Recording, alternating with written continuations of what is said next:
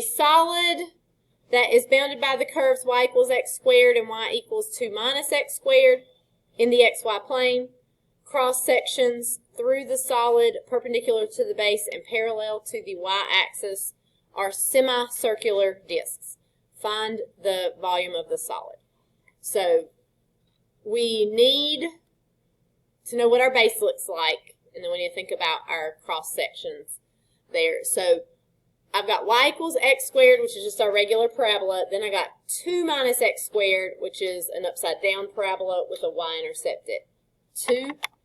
So if I'm going to graph this, and you pretty much always want to have like at least a rough graph of what's going on here.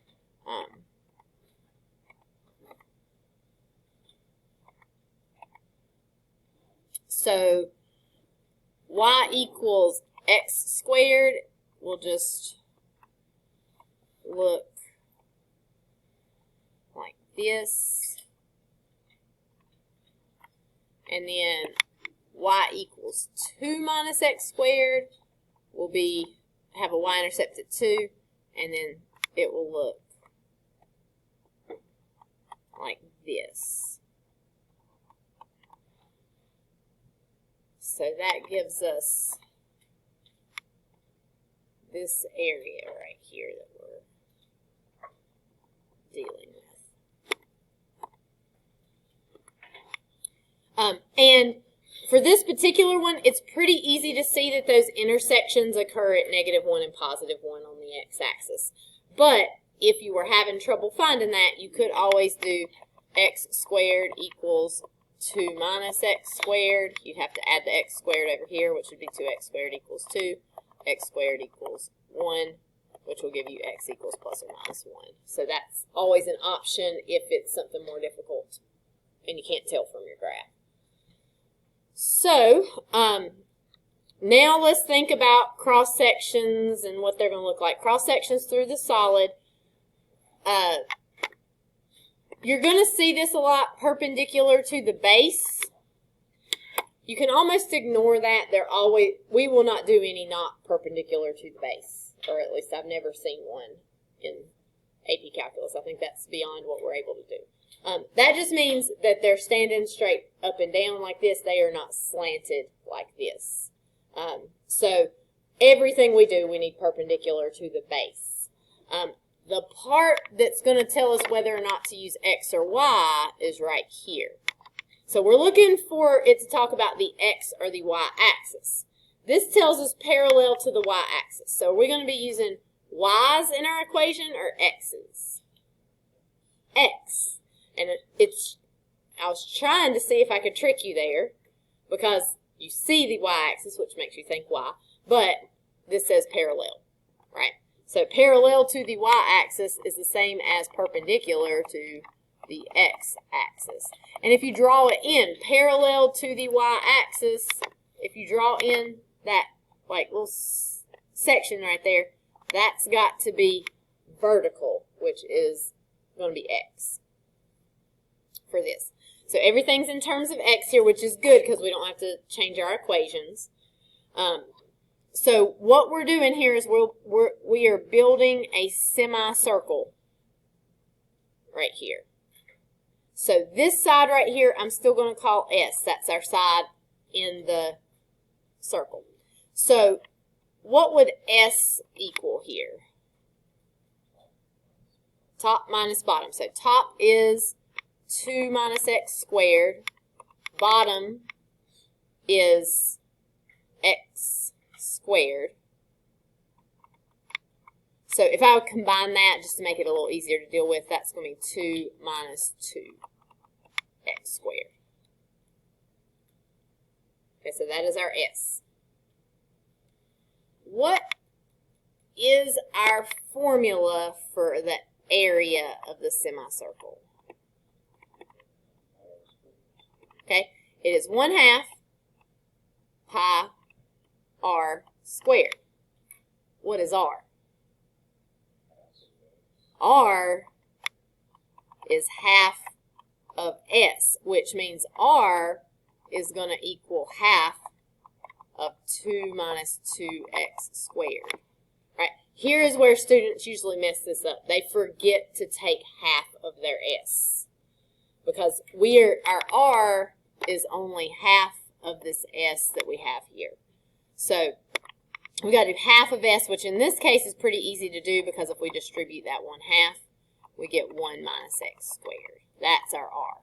So where we think about doing our S, if it's a semicircle, we have to convert that S to an R by dividing it by 2. So we are going to have our area formula is going to be 1/2 pi times 1 minus x squared squared.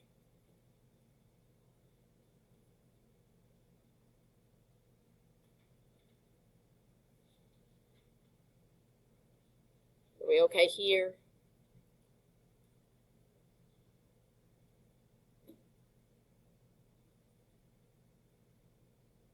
Okay. So this is the hard work. This is a setup. A lot of problems will only even ask you to set up. So we will just need to integrate 1/2 pi 1 minus x squared squared. We'll put a dx over here on the end. What should our limits for this one be?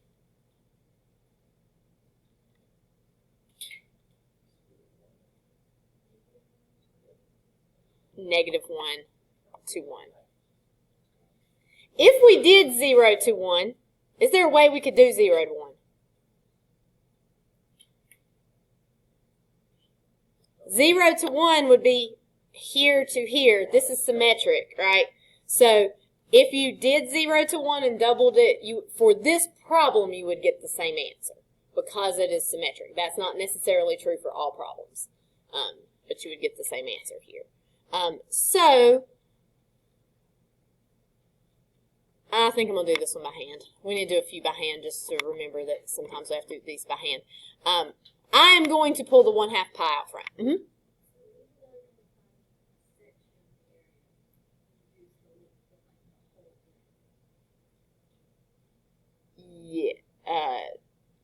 Yes, because we're finding the volume of this whole figure. So like I have just put like this one little thing right here to show me like a single cross section.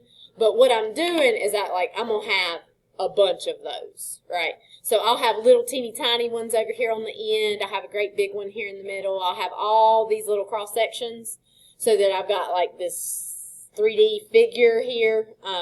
So whenever we integrate, that's what takes us from the 2D to the 3D. Because if you think about like what we've been doing whenever we do like velocity, position, acceleration, like if we go backwards one, it's going to take us from that 2D flat figure back up to a 3D figure. So that process of integrating is like adding all those little cross sections together. So we want the full length of that whole interval. And since we're doing this in terms of x, we look at the x-axis. So it's going to be the furthest left point to the furthest right point for that. Does that make sense? Okay, so 1/2 pi can be pulled out front. I'm going to double square here and get 1 minus 2x plus x squared. Please, you need this dx on the end. You also need parentheses around this showing that the dx goes with all of it. So try to keep that notation looking good. So whenever we do this, I'm going to write this as pi over 2 actually. And then it's just kind of out front.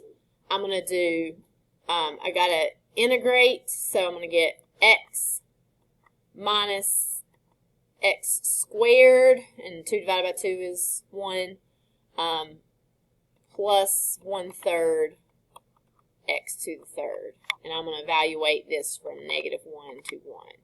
So this is going to be pi over 2, and I'll have 1 minus 1 squared plus 1/3 times 1 cubed minus -1 minus -1 squared plus 1/3 times -1 cubed.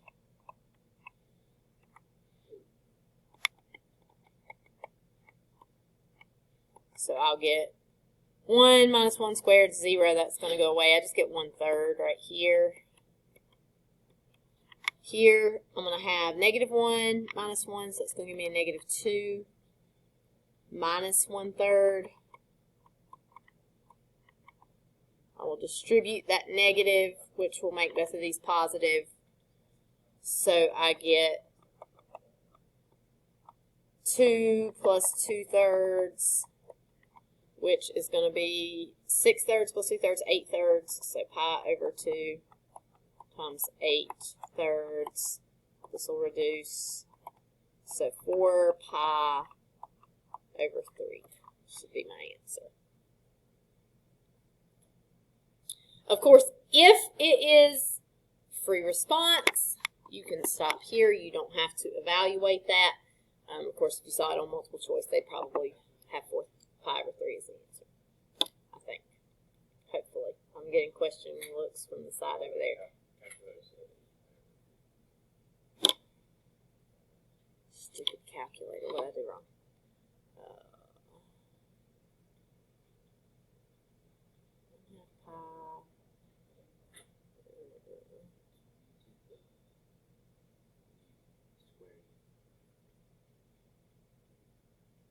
That should be, oh, yeah. It is when I squared it, because that was the x squared, not just the x. So this should be squared, and this should be to the 4th power. That's what I did wrong. And then, I'm not going to go redo the whole thing, because you guys get the picture of how to do this, right? I've messed it up. You're going to get x minus 2/3 x to the 3rd plus 1/5 x to the 5th. And you're going to plug in the -1 and the 1. And because I have taken too long on this already, and Braden has told us that we get, what, 8 pi over 15?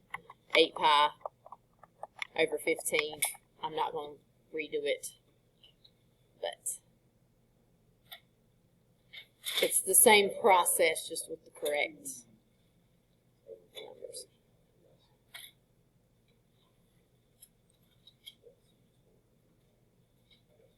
All right, questions?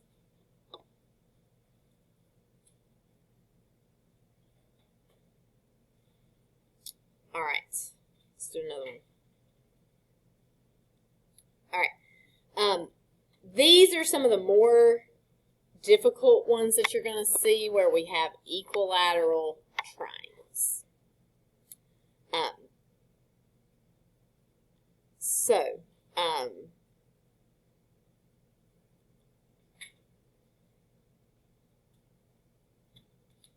All right, we are perpendicular to the x-axis, so we are in terms of x. We have two functions, and x equals 0. So x equals 0 is our y-axis. So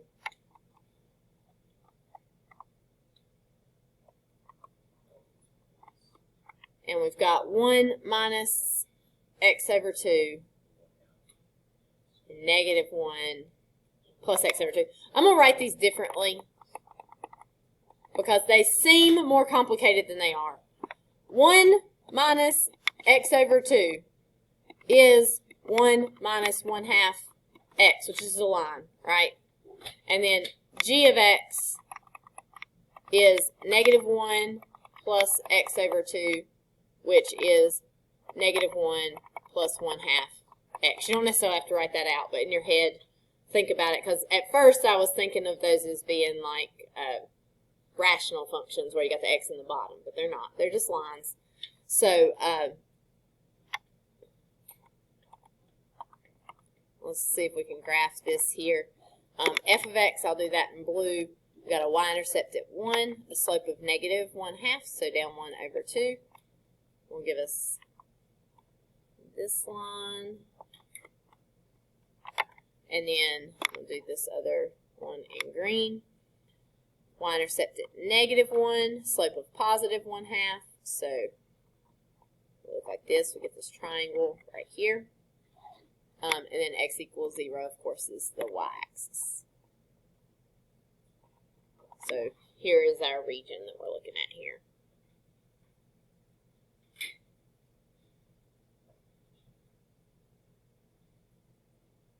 All right, so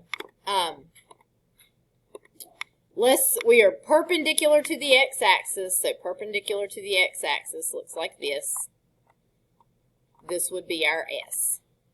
Okay, our side here. And so our S is going to be top function minus bottom function. So top function is 1 minus 1/2 x. Bottom function is -1 plus 1/2 x. So if we distribute that negative, it'll change the sign of both of these. We will get that our S is going to equal 2 minus x, because -1/2 x and -1/2 x will just give us -1x.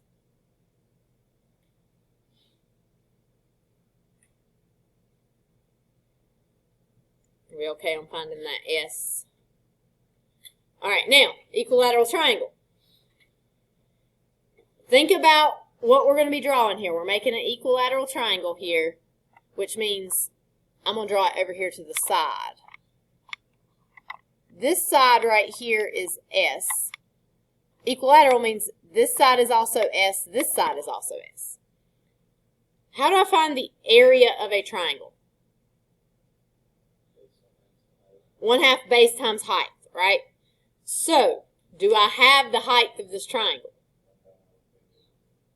So, the equation for this is not going to be 1/2 s squared, because S is not the height of that triangle. It's linked to those slanted sides, which you don't use to find that area.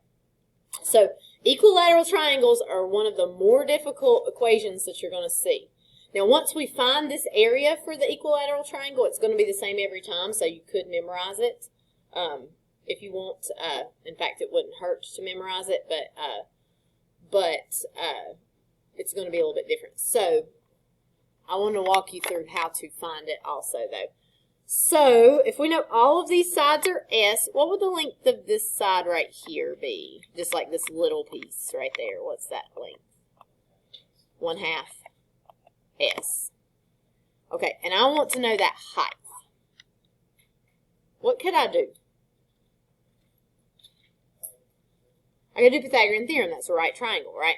So I could do 1/2 S squared plus H squared equals S squared. Now I need to know what that H is, so I need to solve this for H. So this is going to be 1/4 S squared plus H squared equals S squared.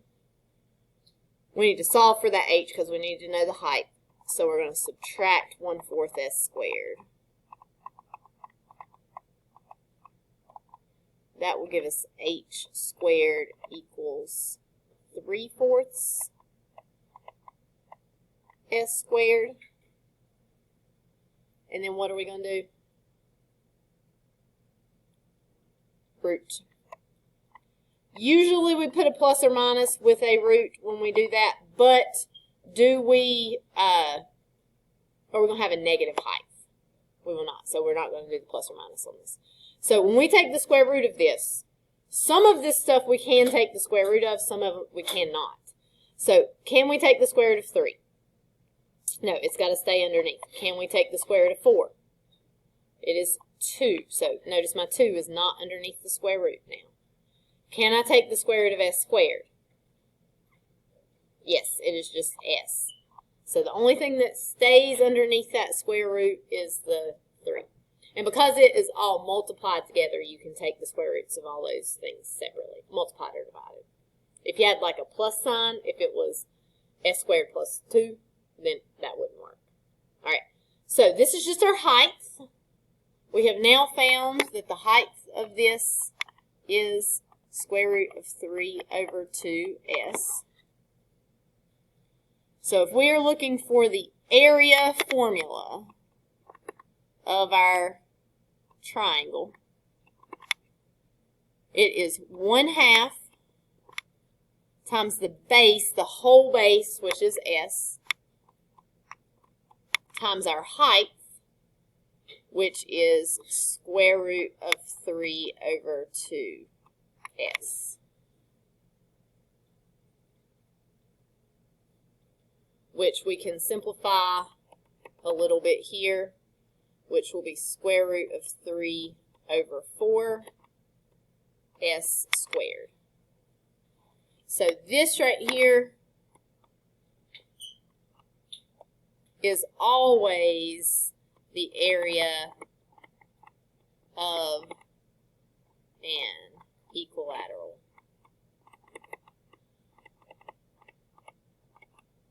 triangle. I wanted to walk you through how to get that, because this is not necessarily like a formula we're going to use often that I think you'll have easily memorized. So I wanted to show you that you could figure it out even if it is not something you have memorized. Now, it's easier just to memorize it. Like when you see a problem on your homework that has an equilateral triangle, if you see one, I can't remember if there's one on there or not. If you see it, you can just use this formula. You don't have to go through figuring it out again. But this is how you get it if you need it. All right, so now that we have finally got all of that, we need to plug in our S. So we've got our area of our triangle, the square root of 3 over 4 times 2 minus x squared. So we will be integrating the square root of 3 over 4 times 2 minus x squared dx on the end.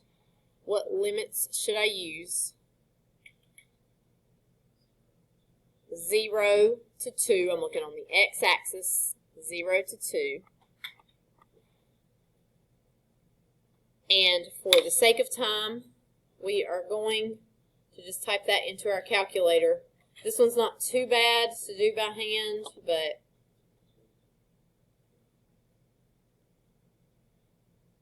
oh wait, that's a derivative. So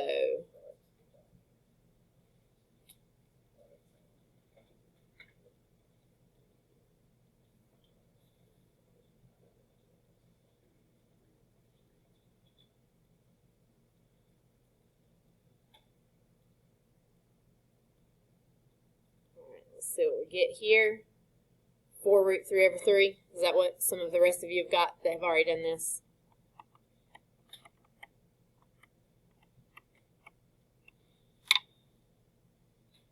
Or if for some reason you need a decimal, you could hit the green button.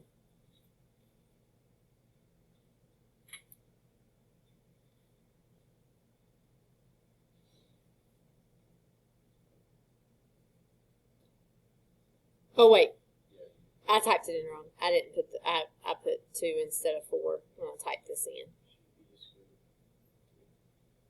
Let's see what we get here. 2 root 3 over 3.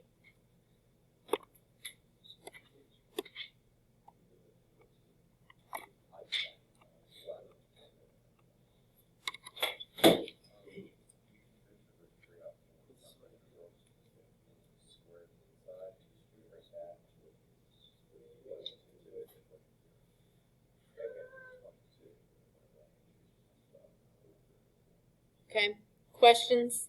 If you see equilateral triangle, this is what you're going to do. All right, square root of 3 over 4, s squared.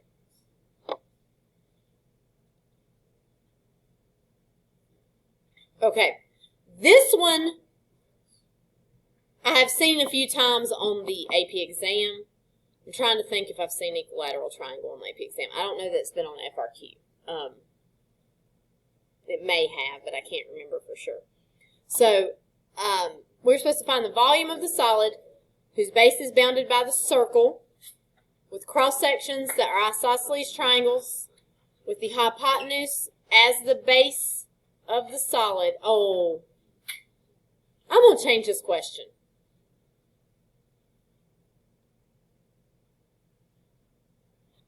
Let's change it.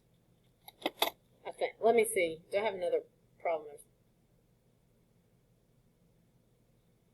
These are semis. Yeah. I'm going to change this because this is not as common to see.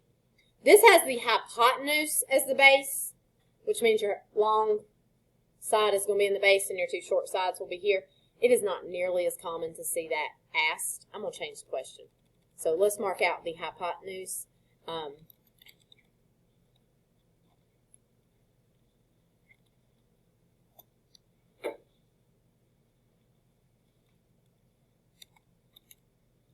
So rather than having the hypotenuse in the base of the solid, you're going to have a leg, which is going to make this a much easier problem to do also. And it's what I have seen more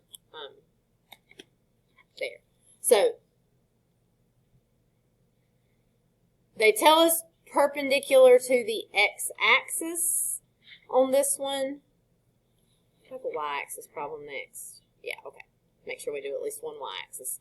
All right, so really this problem is not going to make a difference whether you do x-axis or y-axis because it's a circle. So it's going to look the same no matter which one you do. But it tells us x-axis, so we might as well go ahead and do this in terms of the x-axis.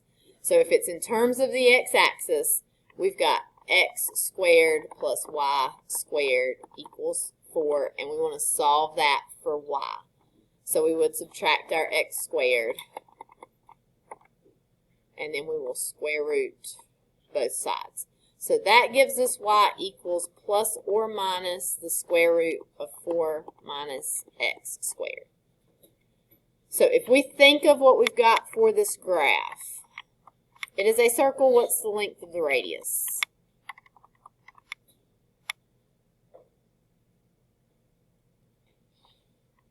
What would the length of the radius of the circle be? 2. Square root of 4. Because it's x squared plus y squared equals the radius squared. So if I graph this, I'll try my best to make it look like a circle. It's not a very good attempt though.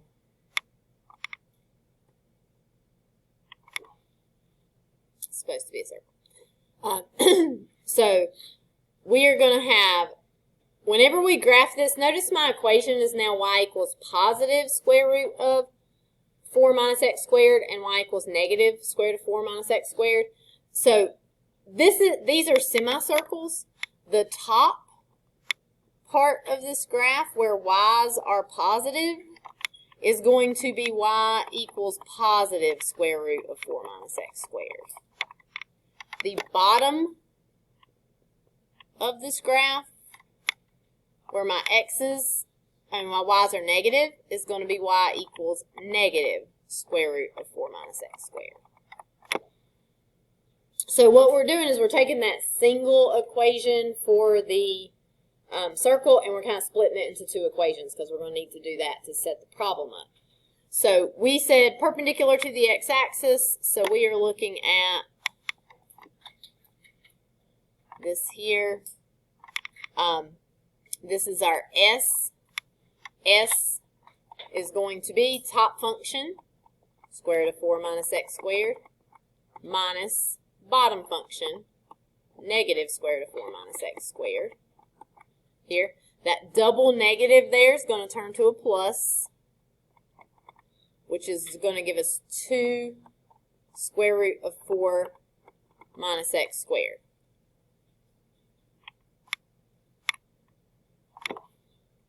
All right, so we are building semicircular cross sections here. For this, what is the area of that semicircle going to be? 1/2 pi r squared, right? Not s squared, but r squared. What would r equal? Half of s, which is half of 2 times the square root of 4 minus x squared, which that half of 2 is just going to be 1. So square root of 4 minus x squared. That's our r. So that's the step everybody always forgets on these problems, is using the R instead of the S. It's really tricky on semicircles. Students miss that a lot.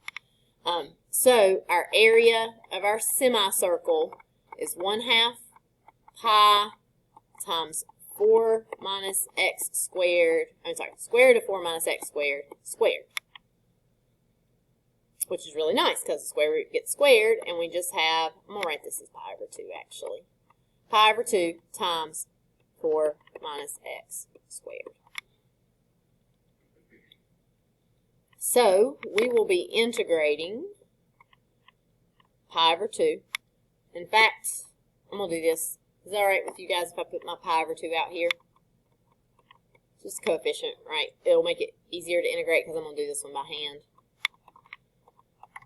Pi over 2, 4 minus x squared dx.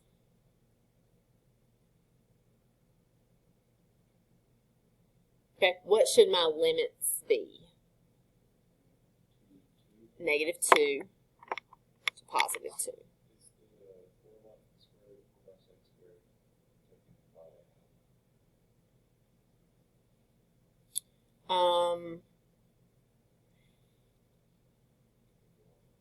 No, the pi over 2 is the half. I combined those. So I think we're good. And we did take half up here, so we're good. All right, so this one's pretty simple to do by hand, so we're going to do this one by hand. We'll have pi over 2.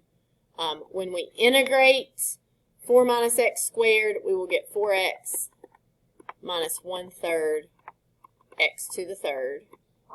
And we need to evaluate that from -2 to +2. So we will have 4 times 2 minus 1/3 times 2 to the third minus 4 times -2 minus 1/3 times -2 to the third.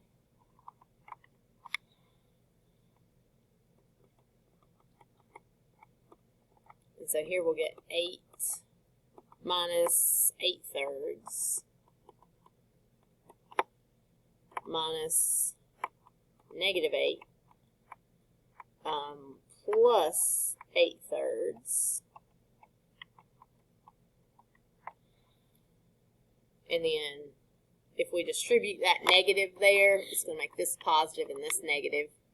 So that's going to be pi over 2 times 16 minus 16/3. And if we want to combine this all the way down, let's see, we got pi over 2.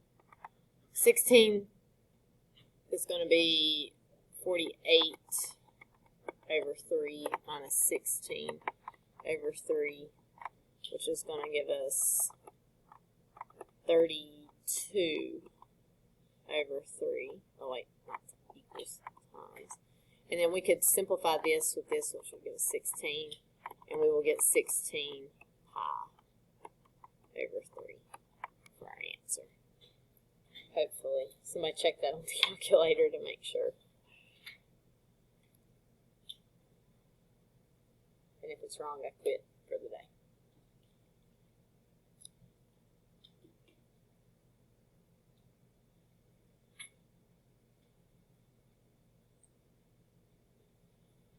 Okay.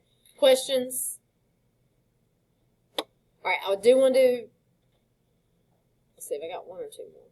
Yeah, I just got one more. The last thing's not related. Just put I mean, it's kind of related, but it's not a problem. Alright, so I do want to do this one because it is perpendicular to the y-axis, so that changes how we do the problem. So we've got y equal, I'd like to graph everything while it's still in y equals. It makes life easier. So y equals x to the third, y equals 0, which is the x-axis, x equals 1, which is a vertical line. So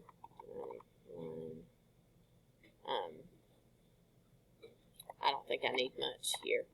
All right, so I'm going to have a vertical line at x equals 1 right here. I'm going to have y equals x to the third, so 0 to the third is 0, 1 to the third is 1. It's going to look like this. And then I've got y equals 0, which is the x-axis right here. So that gives us this area right here.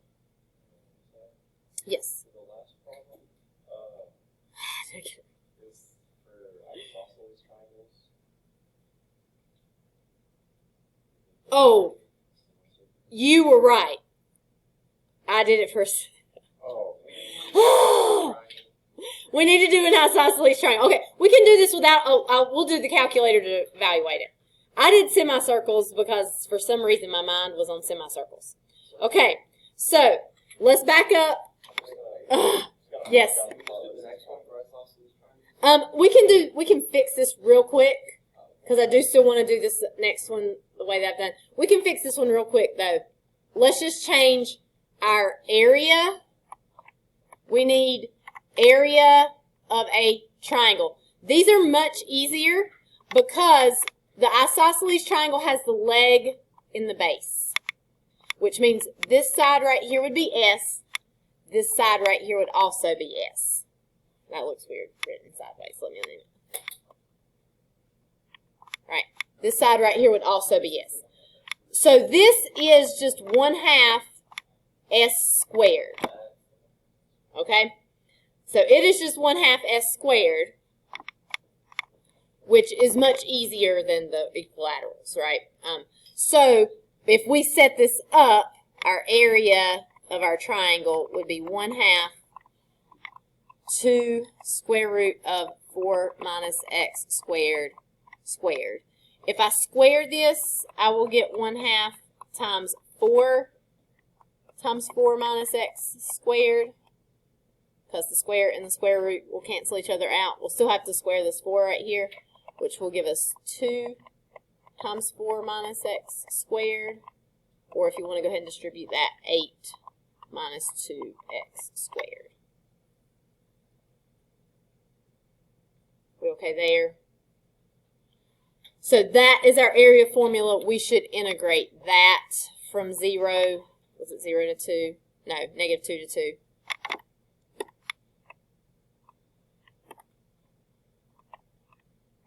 Um, 8 minus 2x squared dx. And you will integrate that one. It's not that hard to do by hand, but we'll just use the calculator. Somebody already done that? Or no? Let's see. Integrate 8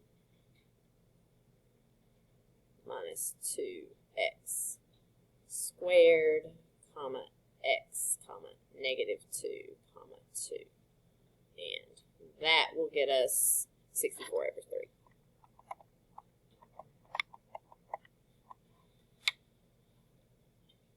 So that should have been the answer. But now you know how to do that one with semicircles or isosceles triangles.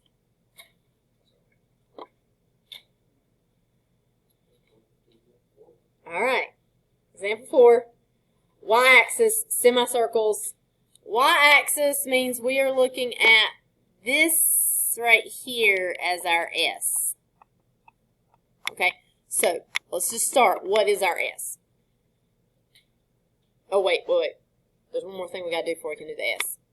This has to be in terms of Y. This equation right here is not in terms of Y. So Y equals x to the third. If we cube root both sides, we get the cube root of Y is equal to our x. So that is this red equation right here. So we need to use that instead of the x to the third.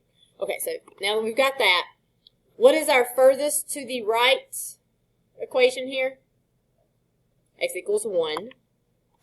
That is in terms of y, even though it doesn't have a y in it, because it's just a constant. And then we got to subtract our furthest to the left, which is going to be the cube root of y. Okay, we are building semicircles here. So semicircles, our area of a semicircle is going to equal 1/2 pi r squared, not s squared. What have we got to do to find r? Half of this. So it's going to be 1 minus the cube root of y over 2. Or you could do 1/2 minus 1/2 cube root of y. I'm just going to leave it like this. We're going to use the calculator on this one. So I think it'll be fine like that. So we're going to plug in that r. So we get our area is 1/2, or I'm going to do pi over 2 times our radius, which is 1 minus the cube root of y over 2 squared. And there is some simplifying that could go on there, but while we could do this one by hand, I'm not going to make us do this particular one by hand today, so I'm just going to leave it. Right? If it's calculator active or if it only asks you to set up, there's no like value in simplifying. Simplifying is really only super helpful if you have to actually figure it out by hand. So we are going to be integrating pi over 2, 1 minus the cube root of y over 2 squared with respect to y. What should our limits be? 0 to 1. This is kind of like a forgiving problem because if you accidentally look at the x-axis, it's still going to be 0 to 1, but we're looking at the y-axis. So 0 is our lowest, 1 is our highest. And so you're going to set this up. We're going to go over here and integrate pi over 2 times 1 minus, I'm just going to do y to the 1/3 divided by 2 to the second. Let's see if I got this in right. Oh, wait, and then do comma y, comma 0, comma 1. Let's see. That looks right.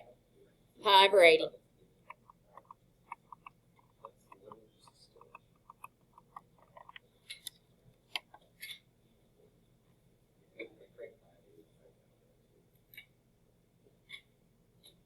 Okay, questions? All right, this is not a problem. I just wanted to show it to you real quick. I'm not going to show you this video, but if this link's there, if you ever want to go look at this, it's kind of cool. This is posted on Canvas, but it's not on your notes because I didn't want to print off a page for that. If you've ever been to the State Fairgrounds in Raleigh, this building right here is there. It's the Dorton Arena.